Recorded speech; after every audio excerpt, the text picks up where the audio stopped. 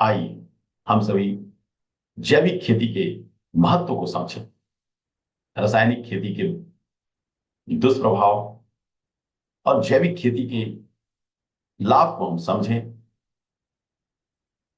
स्वयं जैविक को अपनाएं और दूसरे लोगों को भी जैविक खेती करने के लिए प्रेरित करें।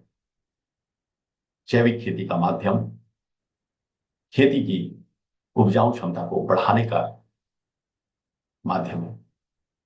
जैविक खेती किसानों को सशक्त करने का, समृद्ध करने का सबसे बेहतर माध्यम। जैविक खेती के इस अभियान में ज्यादा से ज्यादा लोग शामिल हैं। जैविक खेती के इस अभियान को आप सबके सहयोग से ही सफल किया जा सकता। तो मैं सभी किसान भाइयों का आह्वान करता हूं कि आप जैविक खेती के इस मिशन से जुड़े और दूसरों को भी जुड़ने के लिए प्रेरित करें। जैविक खेती अति उपयोगी, इसका हम सब करें विचार। कम लागत में अधिक आय, इसका खूब करें प्रचार। जैविक खेती से उत्पन्न फसल की गुणवत्ता अच्छी होती है, जिसके कारण बाजार में उसकी कीमत अच्छी मिलती है। जैविक खेती से मिट्टी की सेहत सुधरने लगती है, लाभकारी सूक्ष्म जीवों की भी संख्या बढ़ने लगती है।